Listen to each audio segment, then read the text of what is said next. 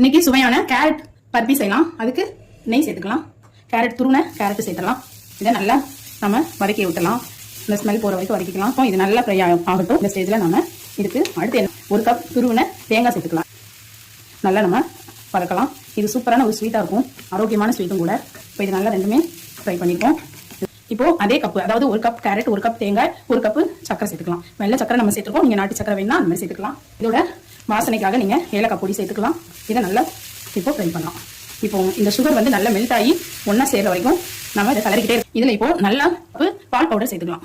இப்போ milk powder வந்து நீங்கள் கட்டிகள் விடாமல் நல்லா கலரி விட்டுலாம். இப்போ நம்ம இது எல்லாமே நல்லா கலந்து விட்டாச்சு. இப்போ இதை ஒரு பிளேட்டுக்கு மாற்றிடலாம். இப்போ இந்த பிளேட்டில் நெய் தடவி நம்ம இந்த பிளேட்டுக்கு மாற்றிடலாம். இதை நம்ம அப்படியே இந்த பிளேட்டுக்கு மாற்றிடலாம். அரை மணி நேரம் கழிச்சு நம்ம பார்க்கலாம்.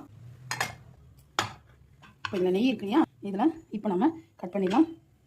சூப்பரான முறுமுறுப்பான பர்பி ரெடி ஆயிடுச்சு. இதே மாதிரி செஞ்சு பாருங்க. ரொம்பவே